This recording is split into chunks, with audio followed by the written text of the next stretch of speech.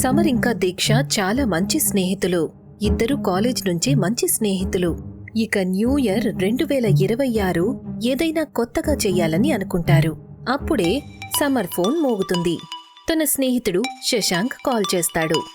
శశాంక్, మేము రెస్టారెంట్లో నీకోసం మిగతా వాళ్ళ కోసం ఎదురు చూస్తున్నాం. సారీ, అది నేను నీకు దీక్షకి ఒక సర్ప్రైజ్ ఇవ్వాలని అనుకున్నాను. ఫ్రెండ్స్ అందరం థండర్లీ రిసార్ట్లో కూర్చొని పార్టీని ఎంజాయ్ చేస్తున్నాం. అది విని సమర్ ఆశ్చర్యపోయాడు. ఏంటి అలా అంటున్నావు? నువ్వు ముందే చెప్పాలి కదా.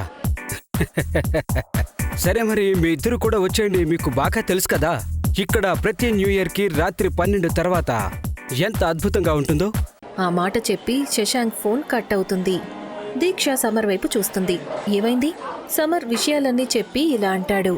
మన ఫ్రెండ్స్ మనకి సర్ప్రైజ్ ఇచ్చారు. శశాంక్ ని కనపడనివ్వు. తన సర్ప్రైజ్ ఎప్పుడూ కూడా అసలు అంతమే అవ్వదు. కాసేపు ఆలోచించిన తర్వాత దీక్ష, కానీ ఏ రిసార్ట్ పేరైతే తను ఎత్తాడో అది అడవి మధ్యలో ఉంటుంది. కాసేపట్లో రాత్రవుతుంది. కమాన్ దీక్ష, మనం కొండ ప్రాంతంలో ఉంటున్నాం. ఇక్కడ టీనేజర్స్ అడవిలో ఉన్న రిసార్ట్లో న్యూ ఇయర్ పార్టీ ఎంజాయ్ చేస్తున్నారు. దీక్ష కారులో కూర్చుంటుంది. ఇక సమర్ కారుని అడవిలోకి పోనిస్తాడు.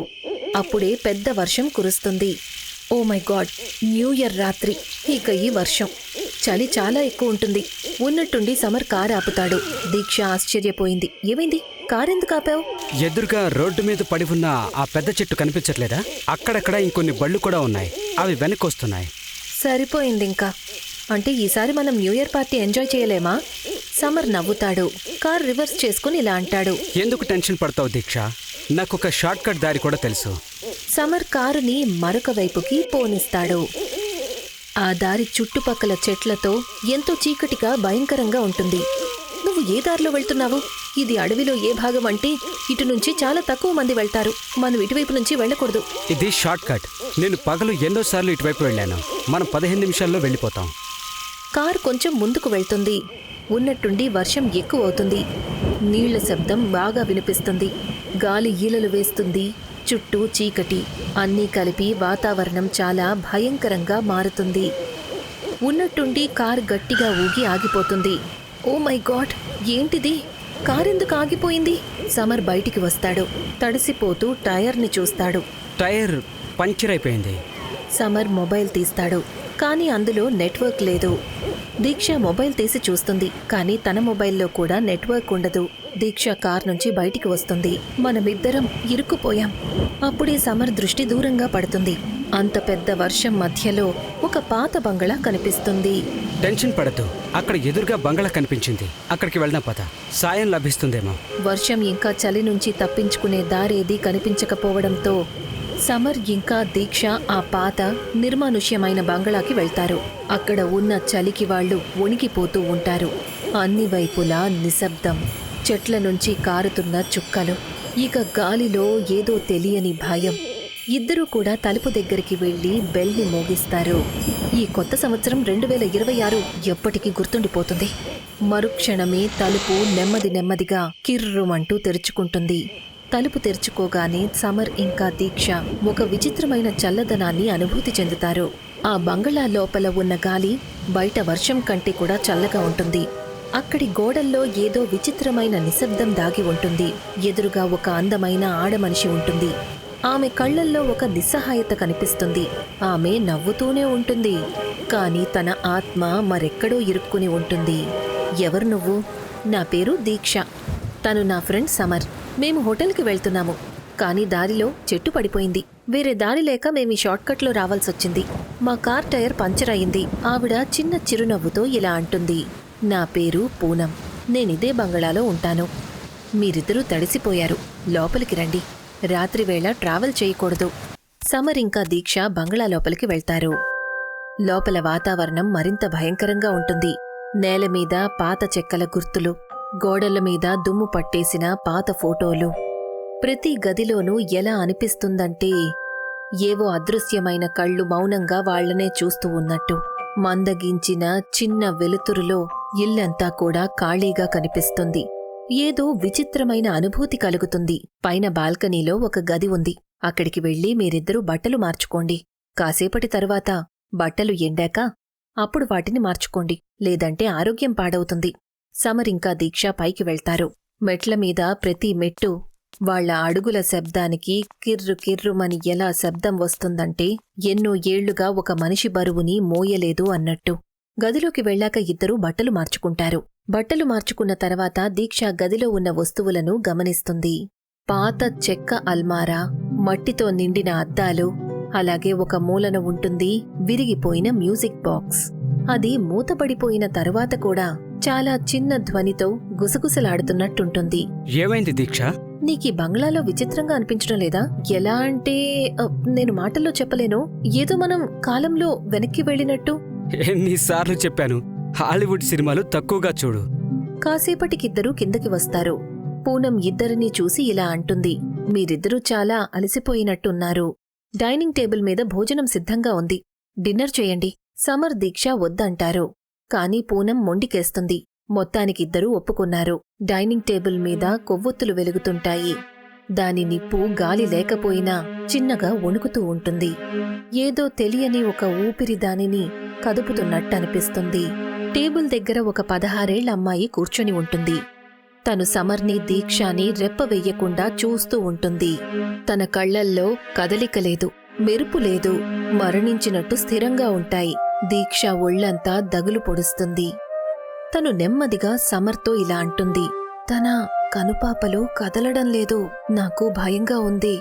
నెమ్మదిగా మాట్లాడు, తనకి వినిపిస్తుంది, తప్పుగా అనుకుంటుంది. తను నా కూతురు, కొన్ని రోజులుగా ఆరోగ్యం బాలేదు. రండి భోజనం చేద్దాము. కాసేపటికి డిన్నర్ పూర్తవుతుంది.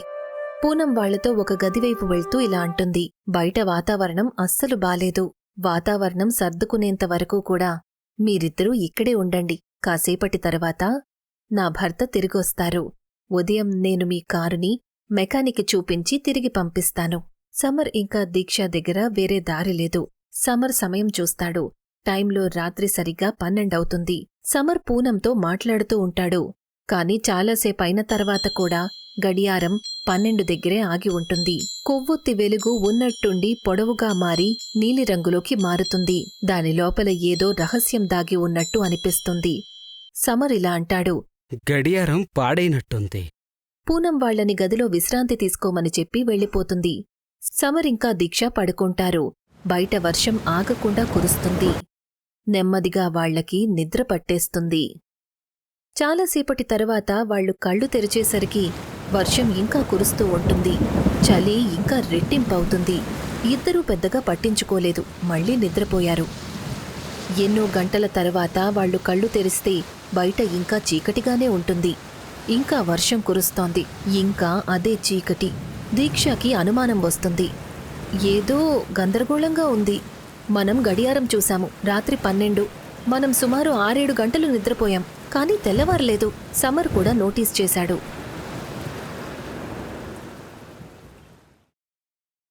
డైనింగ్ టేబుల్ దగ్గర పూనం ఇంకా తన కూతురు కూర్చుని ఉంటారు. వాళ్లు రాత్రంతా కదల్నట్టు అనిపిస్తుంది. మీ భర్త ఇంకా రాలేదా? నువ్వెందుకు టెన్షన్ పడుతున్నావు? వెళ్ళి పడుకో. తెల్లవారగానే ఆయన తిరిగి వస్తారు. లేదు, మేము ఇక్కడే కూర్చుంటాం. ఇద్దరూ చాలాసేపు కూర్చుంటారు. కాని తెల్లవారలేదు. ఏంటిది? ఎందుకు తెల్లవారలేదు? సమర్ ఇంకా దీక్ష ఇద్దరూ తలుపు దగ్గరికి పరిగెడతారు. కాని అప్పుడే పూనం ఇంకా తన కూతురు మొహం భయంకరంగా మారిపోతాయి. కళ్ళు పూర్తిగా నల్లగా.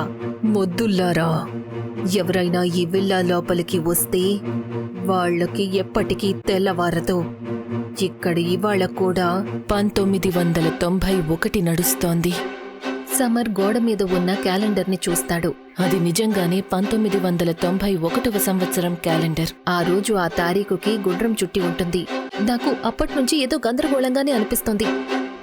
మరుక్షణం పూనం ఇంకా తన కూతురి మొహం మరింత భయంకరంగా మారిపోతాయి.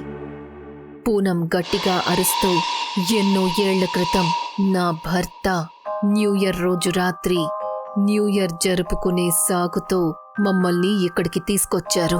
కానీ ఆయన మమ్మల్ని చంపేశాడు. ఎందుకంటే అతనికి అనుమానం నా అఫైర్ ఇంకెవరితోనో నడుస్తోంది అని. నేను ఇంకా నా కూతురు చేతులు జోడించాము, ఎంతగానో వేడుకున్నాము. కాని ఆయనకు జాలి కలగలేదు. ఈ రోజు వరకు ఆయన వెనక్కి తిరిగి రాలేదు. ఎన్నో ఏళ్లుగా ఆయన వస్తారని మేమెదురు చూస్తున్నాము. ఈ ఇంట్లోకి ఎవరు వచ్చినా సరే వాళ్ళు ఎప్పటికీ తిరిగి వెళ్లరు. సమర్ ఇంకా దీక్ష వెనకడుగు వేస్తారు. కానీ అప్పటికే ఆలస్యమైపోయింది. పూనం ఇంకా తన కూతురు భయంకరంగా వాళ్ల మీద దాడి చేస్తారు. పెద్ద పెద్ద అరుపులు, చీకటి. ఆ తర్వాత ఆ రాత్రి తెల్లవారలేదు. 2026 రాలేదు. 2026 హారర్ న్యూ ఇయర్ మరో 2 అమాయకపు ప్రాణాలను తనలో కలిపేసుకుంది.